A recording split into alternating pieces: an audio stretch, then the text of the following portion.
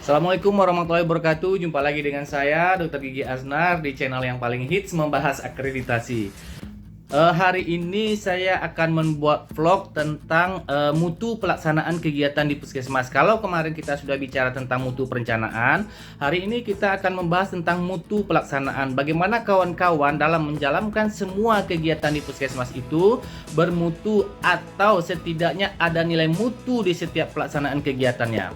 Nah, kawan-kawan, pada saat ingin melaksanakan kegiatan harus memperhatikan tahap persiapan. Nah, tahap persiapan ini harus dilaksanakan beberapa hari atau minimal 1 hari menjelang pelaksanaan itu. Tahap kegiatannya bukan hanya SPT. Nah, kalau kawan-kawan selama ini persiapan yang kawan-kawan laksanakan adalah menyiapkan surat tugas, karena surat tugas penting nanti untuk mengklaim dana BOK. Nah, itu kadang yang hanya dipersiapkan oleh kawan-kawan PJ program. Padahal untuk tahap persiapan ada beberapa hal yang wajib kawan-kawan laksanakan. Yang pertama adalah materi yang akan kawan-kawan siapkan ini. Kalau untuk penyuluhan, maka materinya adalah materi penyuluhan. Materi penyuluhan ini dibuat seindah mungkin, semenarik mungkin, sehingga audiens tidak bosan dengan penyuluhan kawan-kawan. Nah, kawan-kawan juga harus berlatih bagaimana cara speaking, cara berbicara yang baik, cara menguatkan tekanan-tekanan atau intonasi pada saat kawan-kawan bicara, sehingga audiens merasa bahwa kawan-kawan mempunyai semangat dalam penyuluhan tersebut.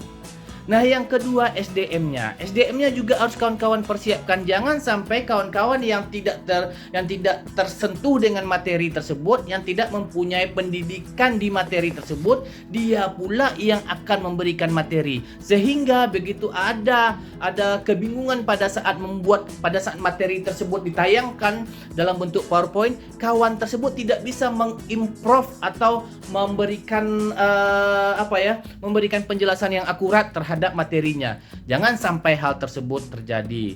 Yang ketiga, sarana prasarana. Kalau kawan-kawan datang ke memberikan penyuluhan, itu ada yang harus kawan-kawan perhatikan. Ingat, kalau hanya ruangan, dan pada ruangan tersebut cukup kawan-kawan dengan tanpa bantuan dari penguat suara atau pengeras suara, maka mungkin kawan-kawan tidak menyiapkan sarana prasarananya.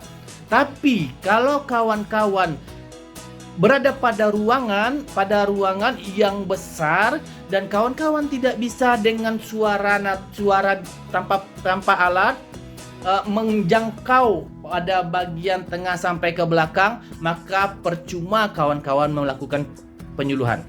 Karena apa? Karena bagian di belakang tidak akan mendengarkan kawan-kawan, sibuk dia dengan bicaranya sendiri, dengan bagian di bagian belakang tersebut. Itu akan mempengaruhi juga bagian depan, audiens bagian depan, sehingga kawan-kawan akan capek sendiri. Penyuluhan yang akan kawan-kawan yang telah kawan-kawan sampaikan tidak akan mendapatkan sesuatu. Nah, ingat, sarana prasarana merupakan hak mutlak dalam persiapan. Yang ketiga, dana juga harus kawan-kawan pertimbangkan, bahwa untuk melaksanakan kegiatan tersebut ternyata kita butuh hal-hal untuk mendukung penyuluhan. Misal kita perlu pantong atau model untuk penyuluhan tersebut, dan itu harus tidak ada di puskesmas, dan itu harus dipersiapkan. Nah, itu buatkan dalam tahap persiapan bahwa kawan-kawan membutuhkan dana untuk pelaksanaan kegiatan tersebut untuk mendukung materi penyuluhan yang kawan-kawan sampaikan. Jangan sampai kawan-kawan puskesmas hanya mempersiapkan surat tugas atau SPT, kemudian cuap-cuap di depan audiens tanpa persiapan. Tidak akan tercapai apa yang menjadi goal, apa yang menjadi tujuan dari kawan-kawan dalam penyuluhan tersebut. Ingat, persiapan merupakan tahap penting dalam proses pelaksanaan kegiatan. Nah, kalau kita misalnya ada tindakan dalam kegiatan kita tersebut, jangan lupa SOP harus ada. Kita harus mengikuti SOP dalam pelaksanaan kegiatan tersebut. Misal, kita melaksanakan imunisasi terhadap balita di posyandu. Selama ini kawan-kawan karena sudah terbiasa atau sudah itu saja yang dikerjakan, kadang kawan-kawan tidak lagi mempersiapkan SOP ini. Kawan-kawan langsung ke lapangan, ke posyandu, langsung melakukan vaksinasi atau imunisasi kepada balita. Padahal ingat ya, SOP atau pelaksanaan yang kawan-kawan kerjakan tersebut belum tentu sesuai dengan SOP. Nah, persiapan ini harus kawan-kawan buat terlebih dahulu beberapa hari atau minimal 1 hari sebelum kawan-kawan melaksanakan kegiatan. Jangan learning by doing. Laksanakan, nanti di lapangan apabila terjadi kendala dipecahkan di lapangan. Jangan. Biasakan kawan-kawan melaksanakan semuanya dengan persiapan yang matang. Persiapan yang matang saja belum tentu kita bisa berhasil di dalam proses kegiatan tersebut. Kita sudah mempersiapkan materinya sudah dibuat semenarik mungkin. SDM yang menyampaikan sudah orang yang tepat, sarana prasarananya ada, dana yang dipersiapkan ada. Nah, pada saat pelaksanaan belum tentu penyuluhan yang kita berikan itu menarik bagi audiens, apalagi tidak ada persiapan. Nah, semua dokumentasikan, persiapan itu didokumentasikan. Pada saat pelaksanaan, kawan-kawan harus tahu bahwa penyampaian materi penyuluhan itu, apalagi penyuluhan kesehatan, itu kadang membosankan bagi masyarakat umum. Beliau-beliau ini kadang duduk mendengarkan tapi tidak mengolahnya di dalam pikiran mereka. Apabila tidak menarik dan kawan-kawan hanya vakum berdiri di depan bercuap-cuap tanpa intonasi yang jelas, tanpa ekspresi yang baik, kemudian kawan-kawan tidak memperhatikan apakah audiens tersebut tertarik dengan apa yang kawan-kawan sampaikan. Itu pada saat pelaksanaan harus dilihat bahwa gestur tubuh kawan-kawan juga harus baik, penyampaian dengan bahasa yang dimengerti oleh audiens, materi yang ditampilkan menarik untuk dilihat, PowerPoint-nya menarik, dimunculkan animasi-animasi di dalam PowerPoint kawan-kawan pada saat penyuluhan. Kemudian bersikaplah dengan baik. Nah, pada saat pelaksanaan tersebut lakukan juga dokumentasinya. Daftar hadirnya jangan lupa, foto-fotonya jangan lupa. Nah, kemudian pada saat terakhir, pada saat penutupan, kawan-kawan sebaiknya melakukan interaksi dengan audiens. Bisa mereka dipersilahkan bertanya, bisa juga kawan-kawan yang menyiapkan pertanyaannya. Nah, itu untuk penyuluhan. Nah, kalau untuk imunisasi, untuk program-program yang ada dalam SPM, artinya targetnya harus jelas, pencapaiannya harus jelas.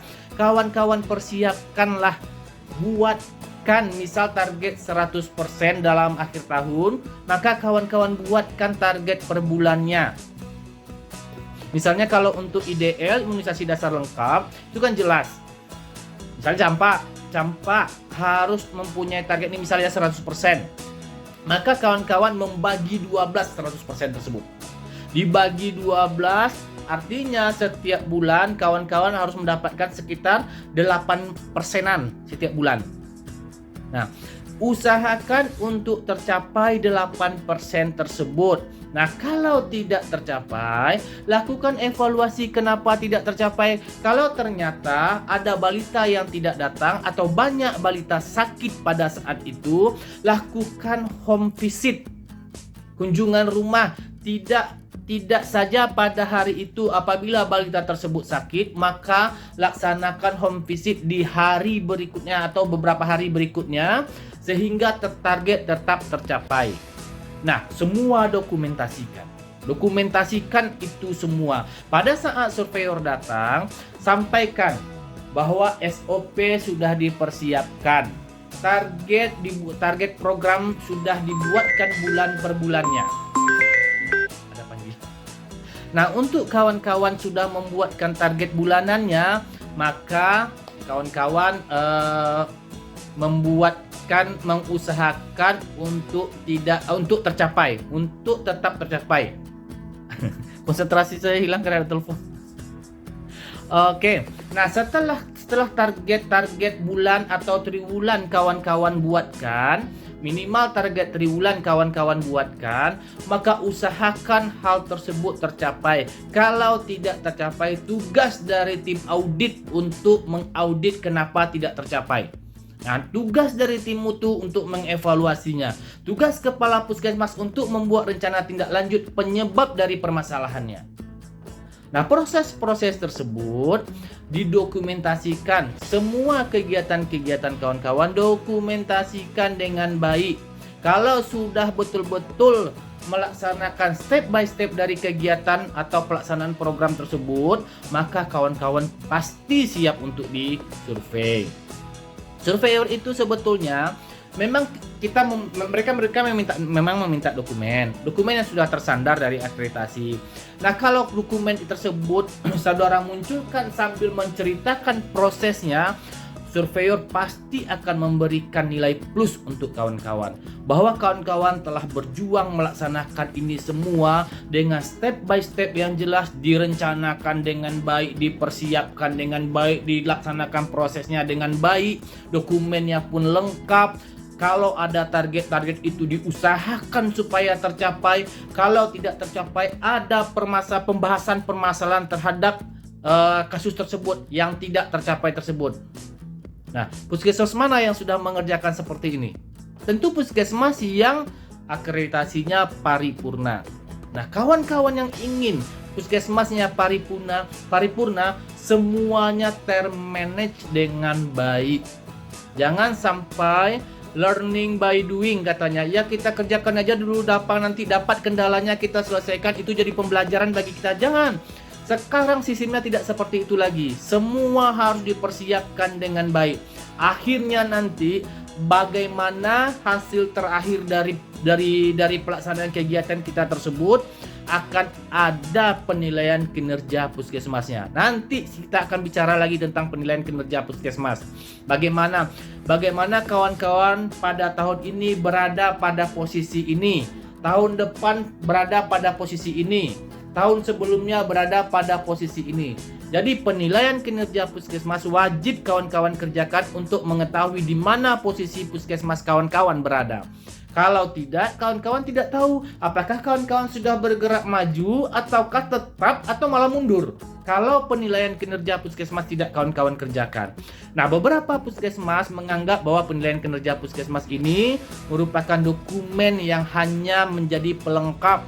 Karena itu bagian dari manajemen puskesmas, diminta atau ditagih oleh Dinas Kesehatan. Maka dibuatlah sekedarnya saja. Tidak, tujuannya untuk itu, supaya kawan-kawan tahu bahwa kawan-kawan berada pada posisi yang mana.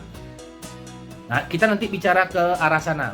Nah, sekarang dalam proses ini, kawan-kawan, tadi saya hanya menyampaikan bagaimana melaksanakannya ya, bagaimana semua harus dipersiapkan, bagaimana kita harus membuatkan target per bulan atau per triwulan supaya di akhir tahun target itu sudah bisa tercapai. Minimal kalau tidak tercapai kita tahu apa kendala, mengapa target kita tidak tercapai. Jangan dibiarkan. Nah, semua harus untuk tindakan, jangan lupa SOP kunci utamanya. Mutu itu ada apabila kita mengerjakan sesuai dengan standar. Ingat ya, standar, sesuai dengan standar. Jangan sampai kawan-kawan dalam pelaksanaan hanya mengerjakan seperti yang sudah-sudah, mengetahui bahwa cara imunisasi itu seperti ini dari bidan senior atau dari perawat senior yang biasa melaksanakan program imunisasi itu. Tidak semuanya, yang menjadi patokan adalah standar yang sudah ditetapkan oleh Kementerian Kesehatan. Nah, kawan-kawan, semua dokumen-dokumen itu akan menjadi dokumen yang menjadi bukti autentik pada saat kawan-kawan didatangi oleh surveyor. Kalau semuanya sudah sesuai dengan standar, sudah dipersiapkan dengan baik, sudah dilaksanakan dengan benar, maka goalnya pasti akan tercapai. Itu yang kita inginkan. Jadi pada saat perencanaan, buat perencanaannya bermutu. Pada saat pelaksanaan, buat pelaksanaannya bermutu. Nah, nanti ada lagi namanya evaluasi, monitoring evaluasi terhadap pelaksanaan. Nah, monitoring dan evaluasi ini akan menjadi tanggung jawab tim audit internal dan tim mutu. Nanti setelah ini kita akan bicara bagaimana kawan-kawan nanti akan diaudit. Kawan-kawan PJ program dan koordinator program akan diperiksa, akan dimonitoring oleh tim audit dan akan dievaluasi oleh tim mutu. Jadi semuanya berkelanjutan sehingga apa yang diinginkan oleh pemerintah akan menjadi tercapai dan masyarakat akan menikmati yang namanya pelayanan yang bermutu di puskesmas kawan-kawan. Jadi kawan-kawan, kalau untuk reakreditasi ini kita tidak bicara lagi tentang cara membuat SOP, kita tidak bicara lagi cara membuat SK, karena itu pada saat sebelum kawan-kawan disurvei.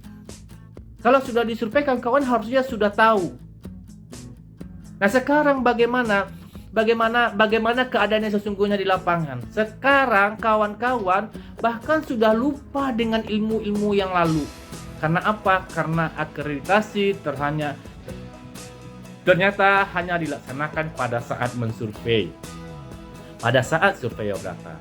Karena kawan-kawan menyangka surveyor itu adalah orang yang akan memeriksa puskesmas tersebut, dokumen-dokumen akreditasi, itulah surveyor itu.